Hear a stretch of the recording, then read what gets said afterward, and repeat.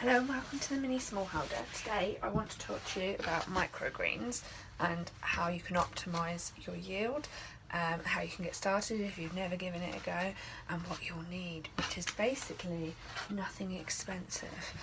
So this is just single-use plastic. It can be recycled, but why not reuse it?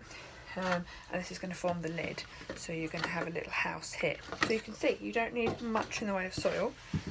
I've already got quite a fine soil that I've put together, but I haven't gone like extremely expensive or anything.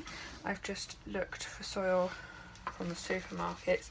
Some people use all sorts of exciting things. So once you get going, if you find that this is something you're going to do regularly, I would recommend something more like coconut husk you can get, or even people use hemp matting.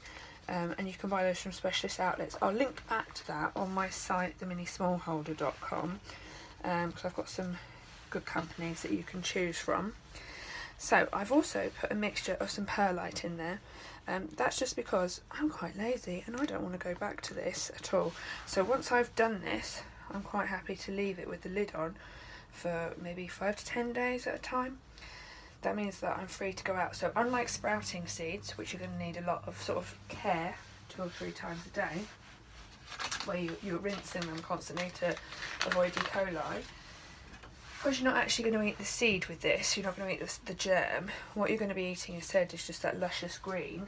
So you can see on the packet, when the sunlight's not in your way, you can see on the packet, there we are, that sort of luscious green. So those first 2 leaves, so they will have an awful lot of goodness in them. And what we're going to do, I'll just open this up a little bit more.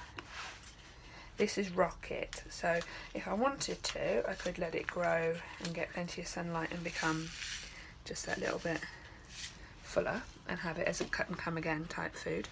So you can see plenty of seeds, and then I'm going to try and sprinkle them evenly.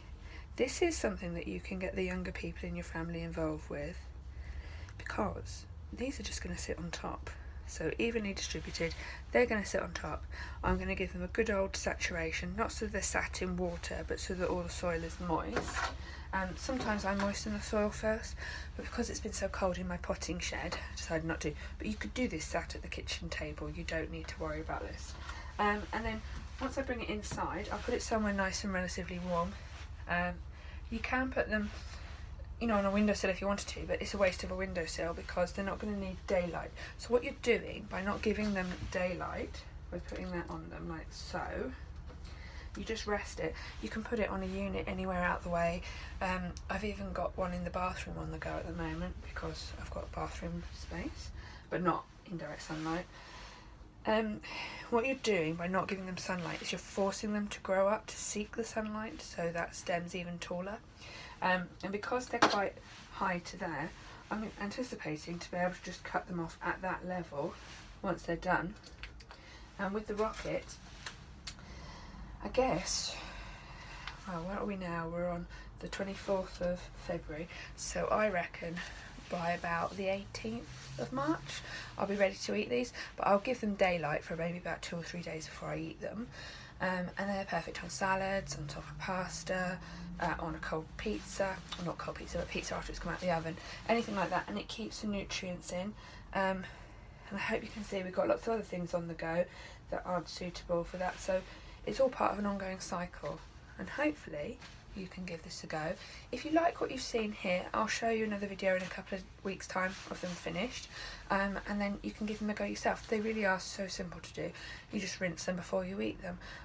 Very little chance of E. coli and things like that because you're not eating the germ, the seed, as I said. So if you like the video, if you'd like to know more, why don't you subscribe to our YouTube channel, The Mini Smallholder, like, comment on the video, things like that.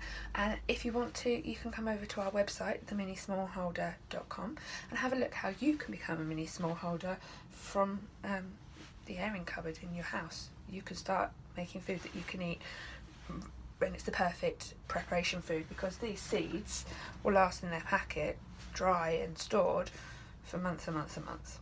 Okay, well thanks for watching. Bye.